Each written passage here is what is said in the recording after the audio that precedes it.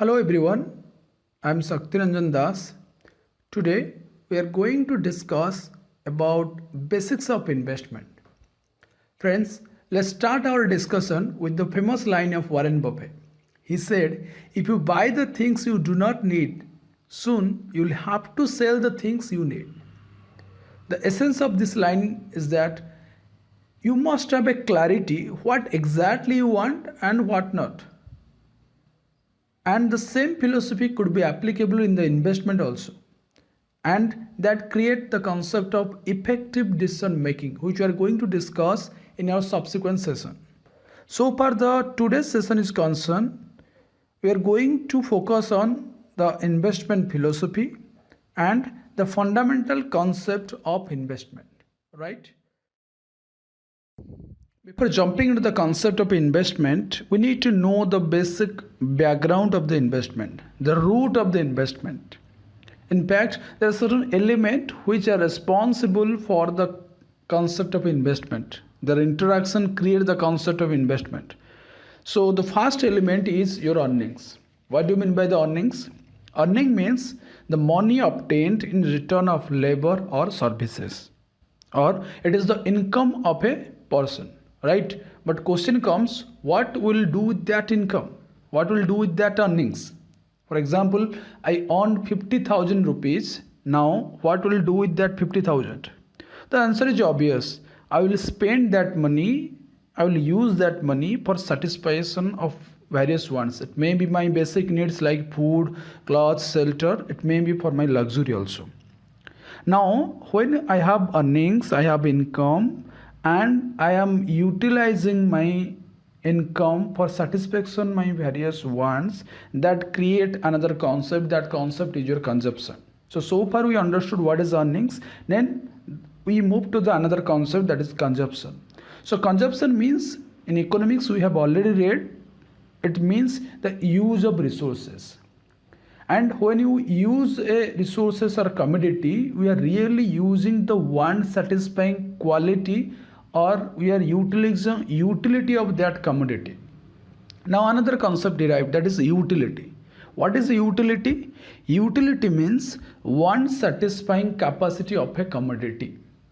For example, when you take a glass of water to quench our thirst, or we say to consume water, or while sitting on a chair in the classroom, the students are consuming the chairs. That means we are utilizing the one satisfying capacity of that commodity, or we are satisfying our want, right? So but when you utilizing that resources, we are satisfying your wants, we are destroying the utility of that product, we are destroying the utility of that commodity. For example, just a previous example, I am thirst and I am drinking that glass of water. Now the utility of that glass of water is destroyed. So we may say that consumption means destruction of utility. But is it that every destruction of utility means consumption? The answer is no. Why? Because utility may also be destroyed through the accident, through some natural calamities. For example, suppose there is a building and you have spent almost lakhs of rupees in construction of that building. Now that building has a utility for you, and you have already spent the money in that building also, right?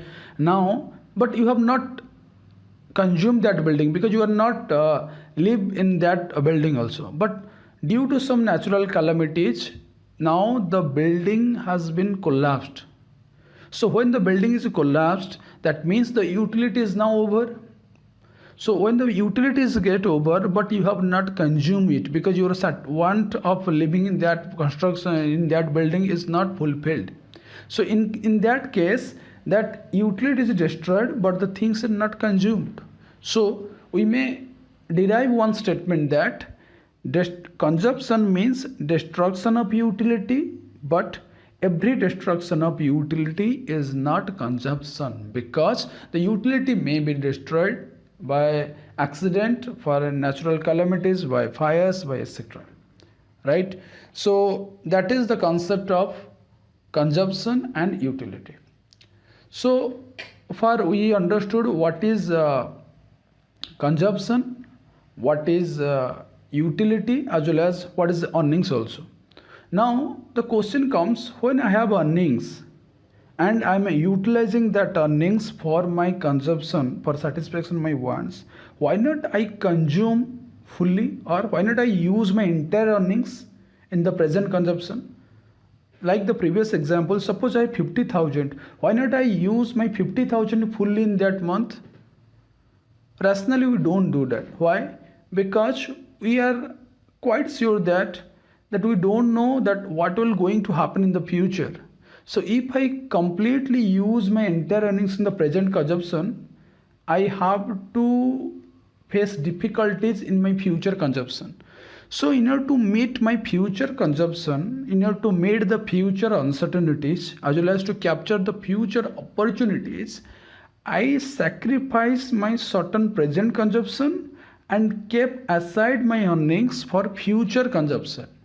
Right? So here we again get two terms. One is present consumption, another is your future consumption. So whatever my whole earnings, out of that whole earnings, I will spend some portion for my satisfaction of present want, and I will keep aside certain amount for my future consumption or my future want.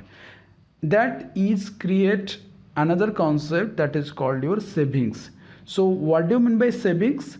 Savings, we could say that it means the excess of income over my consumption, or what are the income left after my present consumption, it's called your savings. Right? Why should we keep that savings? We keep my savings for meeting my future uncertainties, as well as to grasp the future opportunities also. Mathematically, we may write savings equal to income minus consumption.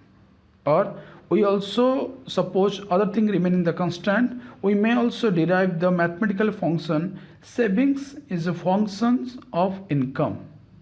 It means income has a direct impact on your savings. If other thing remaining the constant, there is an increase in the income, there is an increase in the savings also. So far again I will repeat that what are the three factors we have understood. One is your earnings, then your consumption, then your savings, and interaction of all these three elements create the concept of investment. Let's see how these three factors related to our life cycle, right? So as you see in the graph, the horizontal line or x-axis denotes the age of a person, and the vertical axis, that is your y-axis, denotes the spendings or consumption and earnings of a person. The first curve, that is your consumption curve, which is start from your y-axis and at the age of 0. So if you see that there is certain value, certain number in your y-axis, but there is 0 in your x-axis. That means even if you are just born, your age is 0, but you are consuming certain amount of commodity, or your consumption has some value. And when you grow older and older, your age is going to increase, your consumption is also increasing. That's why the curve shows that is an increasing trend, and it is also in increasing manner.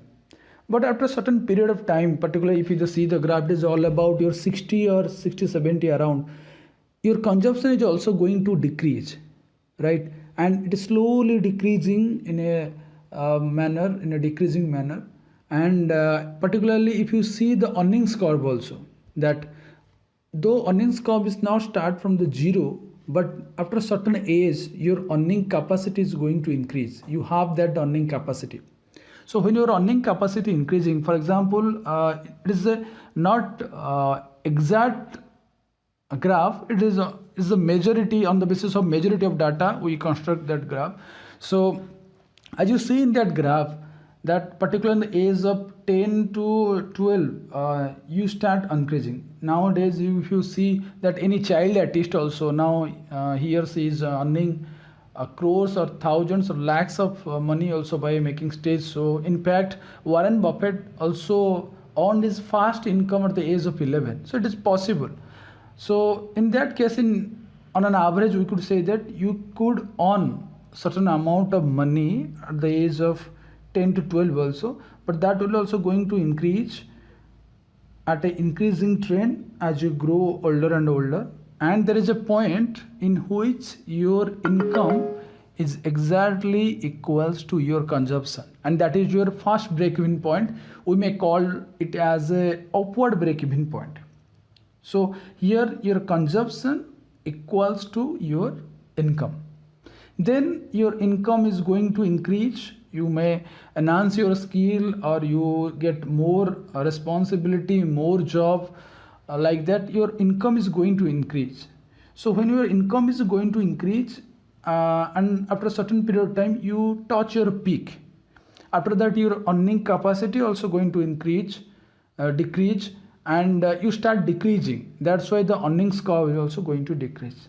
And again another point will come where your earnings is equal to your consumption. Earlier we have a point where your earnings is equal to your consumption, that we call as a break-even point, but we termed it as a upward break-even point.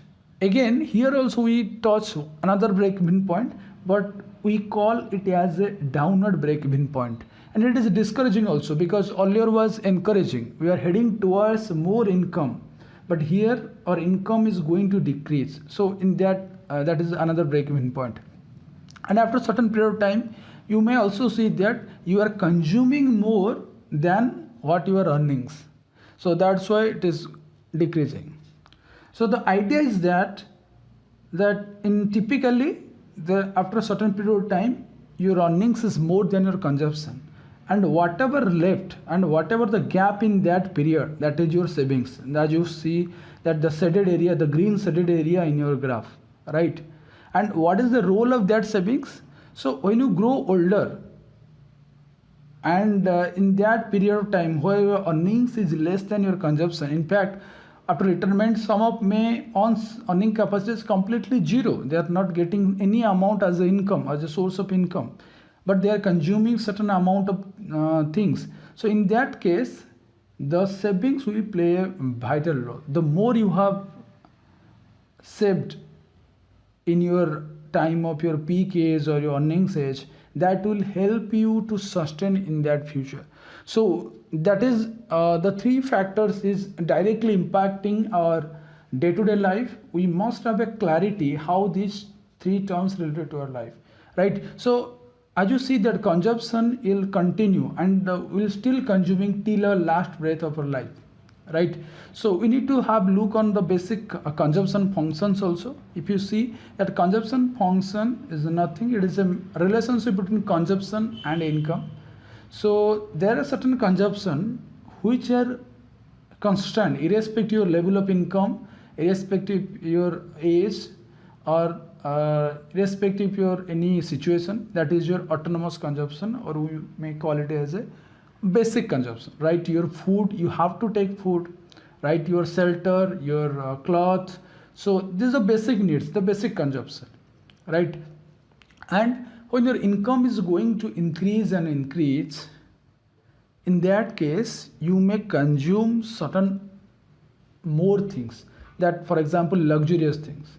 So in that case that will add more and more, depending, that is more flexible related to your income, that is called your marginal consumption. Okay, so as you see in the graph that we have shown that there is a point B which are denoted as a slope B. It means the coefficient, it means the slope. So what does it mean? It means that 1 unit change in income, how much change is going to happen in your consumption.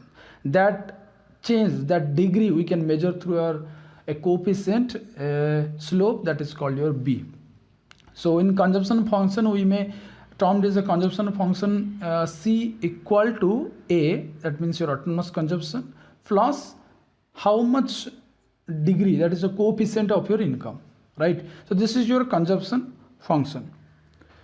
So far we have a basic idea what is consumption, what is your income, how savings play important role in your day-to-day life. So I have a small query. In fact, I have a small inquisitiveness to know about how you understand that concept and how we are applying that concept in your day-to-day life. So I have a small portion to discuss with you, to share with you, that is, what is your priority. I have given 4 options, that is 1, 2, 3 and 4. So you have to just pause the video and think a second, what is your priority. Whether your priority is 1, that means first you earn, then you spend, then whatever left you save, or you are doing like fast on, then you have to save certain portion and you are spending. What is your priority and what you are exactly doing nowadays. So you need to pause the video and write in the comment box, and it will take only second or few seconds to thought upon what you are exactly doing, right? So let's do that. Okay, so I thought that you have already thought upon what is your priority.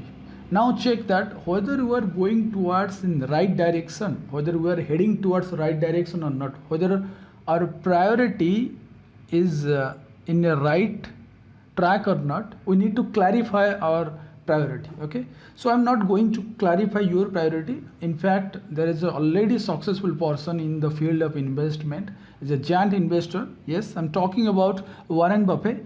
What he said, that let's check. He said, don't save what is left after spending, but spend what is left after your saving, right?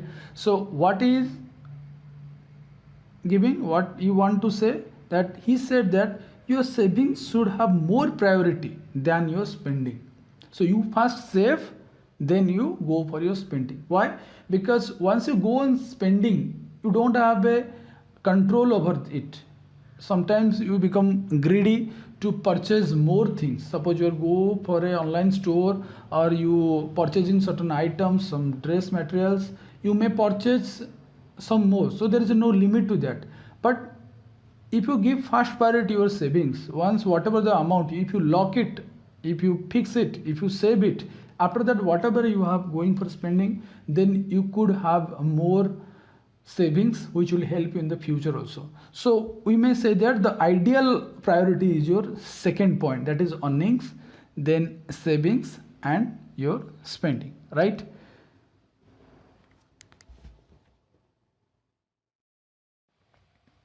Now, after realizing the importance of savings, a fundamental question come to my mind is that are my savings are sufficient? Am I going to meet my future confidently with my savings? Right? So in order to answer such kind of question, we need to flashback the concept of saving in detail. Okay, what exactly we are doing with the saving? And if you see, you can see that we are just keeping the money idle, or we are just keeping the ready cash with us at the time of savings. One of the major advantages with that at the time of emergency or immediate requirement, we could use that money so that we can able to face that situation. But the major problem is that if I keep money with me, then it's not going to add any additional return. It's not going to create another money with that savings, right? If I keep money with me idle, so it's not going to maximize my return.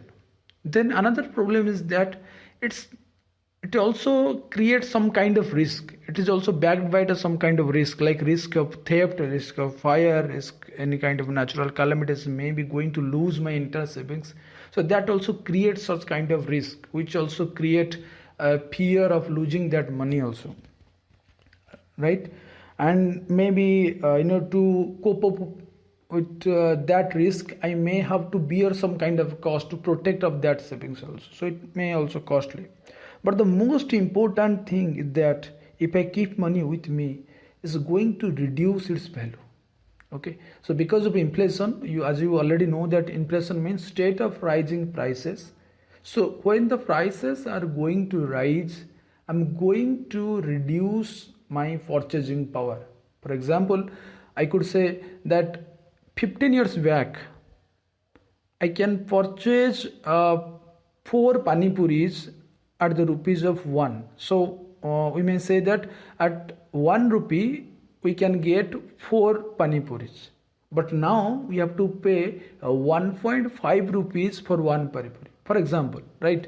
So what does it mean? It's not like that the size of panipuri or the size of gupchup, which we called in Odia popularly, is not going to big.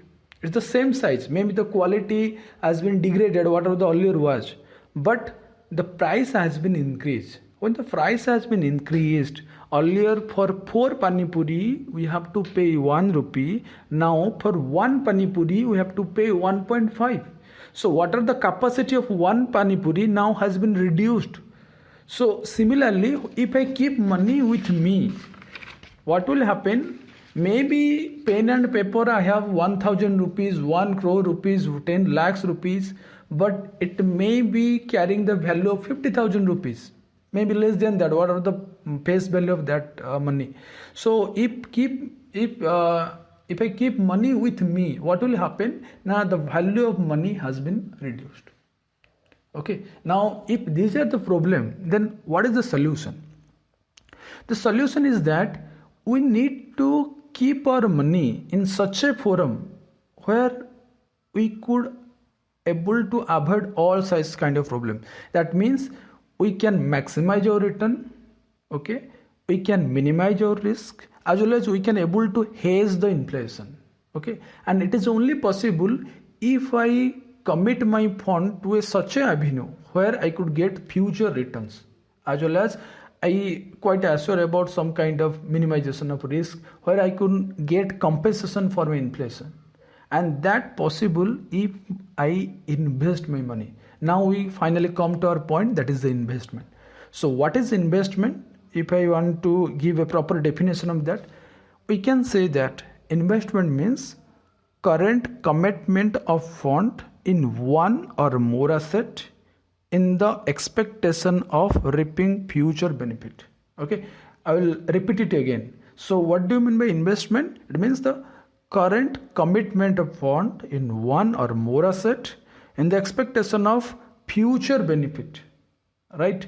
For example, I can say that an individual might purchase a share of a particular company, that the future proceeds from that share will justify both the time that he has his money is tied up, as well as the risk he has bear at the time of investment.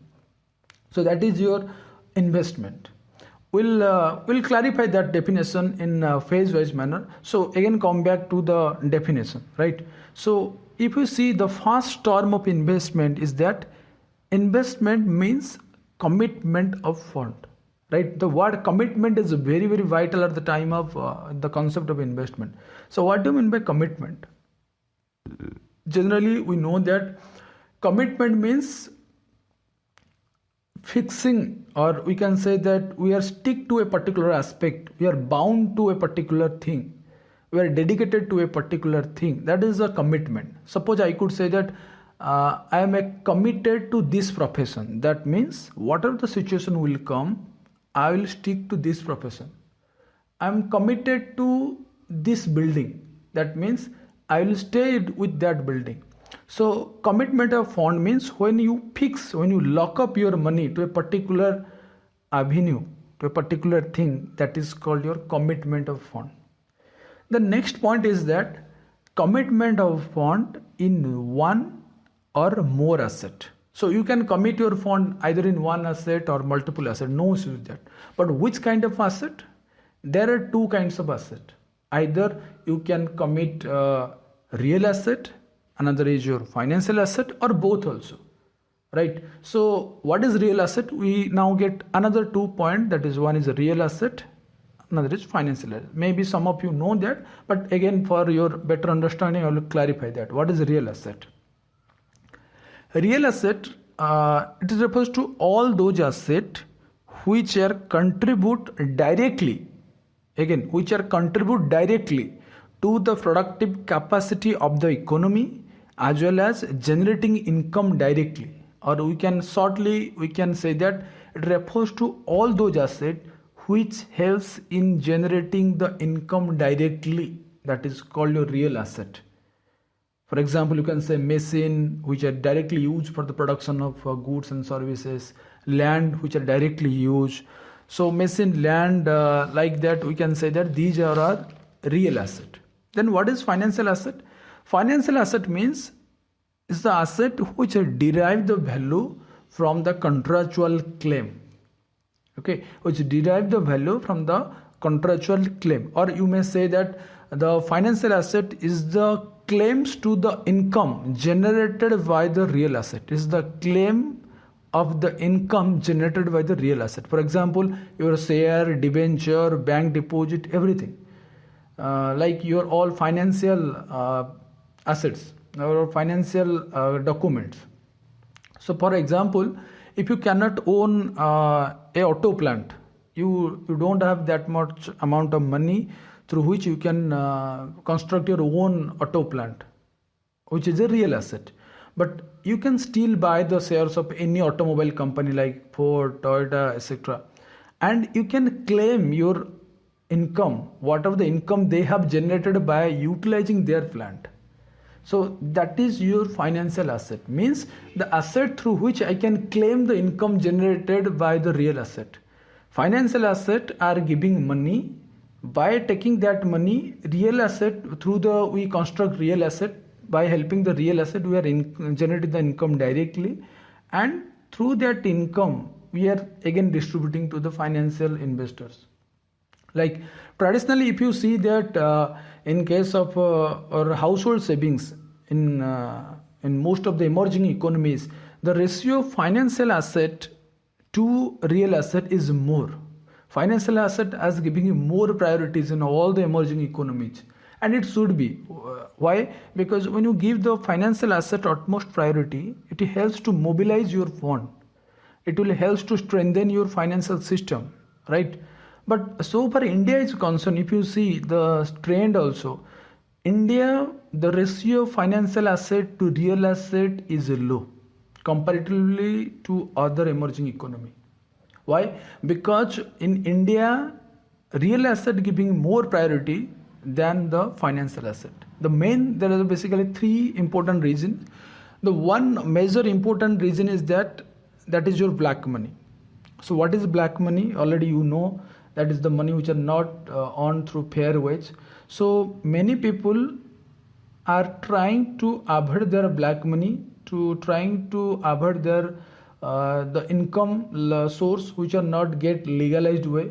So if they invest through financial asset, they are going to expose themselves before the government.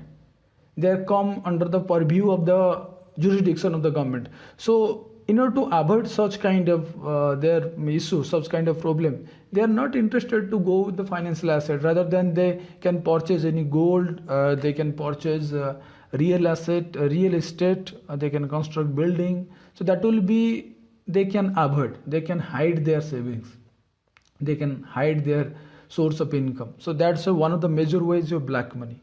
Second is that in case of financial asset also, it required some professional fees for the processing, for the professional delegations fees, which also add more cost to the investment in the financial asset, which also act as a discouraging factor. And third one is that is your legal factor. We may say that complex legal framework. There are a lot of formalities we need to comply when you're going for a financial asset. The way you can give your money, the more easy you can give your money through the financial asset, but the way you can get back money is not that much of easy. So because of that, many investors are not that much of interested in putting money in the financial asset. Now things are going to be changed slowly. Now the SEBI also leverage a lot of things to encourage the investor to invest more in the financial asset, and we also try to as a academician, as a general rational fellow, we also educate ourselves to invest more money in the financial asset. It will help to development of the economy. Okay, so this is your financial asset and real asset. I think you understood. Again, I will just give a short summary that real asset means which helps in income generating the income directly, financial asset which derive the income from the real asset. Okay, so in order to check your concept, I will give you short 4 example. You just have to say whether it is a financial asset or a real asset. The first one is a goodwill. You just need to write it in the comment box so that I will clarify that whether you understood that concept rightly or not. Okay, the first one is goodwill. You need to say whether goodwill is a real asset or financial asset, right? Next one is your plant. Okay, third one is your debenture. Fourth one is your invoice bill. So you need to clarify 4 things whether these are financial asset or real asset. Okay, so coming to back to our discussion that whether it is a financial asset or real asset, we can invest in both the financial asset and real asset. Then why we are investing in that? We are investing in order to get future benefit.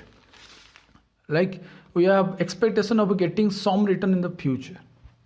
So far we understood that what is investment exactly. Now a question also we can say that whether the saving same as investment. I think the answer is no. Why? Because in saving there is no commitment, right? In saving we are just abstaining from the consumption. It's the abstainment of the consumption. But in investment we are committing our fund for the we are giving our money to a particular avenue in the getting some future benefit, and we are also getting compensation for the time we have invested, for the rate of inflation, for the uncertainty in the future. So there is a clear cut distinction between your savings and investment. So if you understood this concept, we could derive a final statement that all investors are savers, but all savers are not investors. I'll repeat that all investors are saver, but all savers are not investor. That means a saver has a choice whether he want to be a investor or not. But an investor means definitely he or she was a saver. Okay, that is the basic idea. So we must try to become an investor rather than a saver, which will not only beneficial us but also benefit the entire economy. So this is all about our today's session. For a quick overview, I need to give a quick summary of what we have discussed so far from the beginning. We just want to brush up the entire discussion. So if you see that, we can say that the concept of investment is backed by the different element. There are different elements which are responsible for the concept of investment. The first element is your earnings, right? So what is earnings? Earnings is your income or the money obtained by rendering our services or by giving a particular labor. That is your earnings. So whatever earnings we have, we are going to use some portion of earnings for satisfaction of one, that is a consumption, and some portion we keep aside for future consumption, to meet the future uncertainties and meet the future opportunities. That's why we keep aside certain portion of the income, and that is your savings. So one is income or earnings. Out of earnings we consume certain portion, that is your consumption. Then out of consumption and income, what are the left, that is called your savings.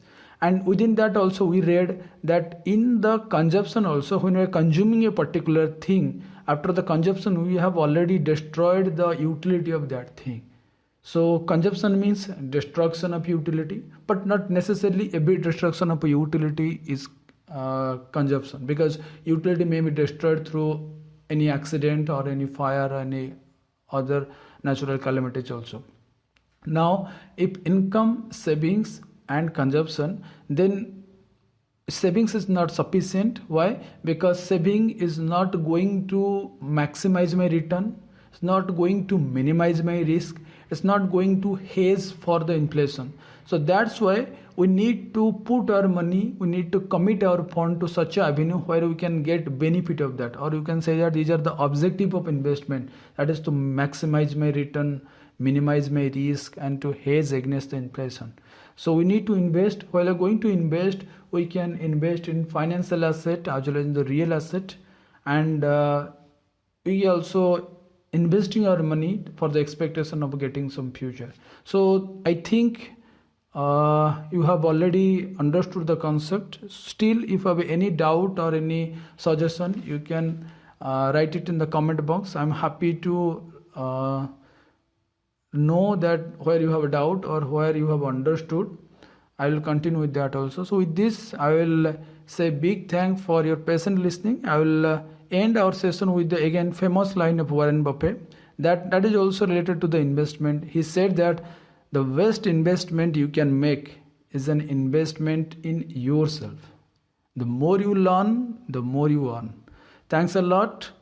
Keep watching and have a great time ahead. Thanks a lot.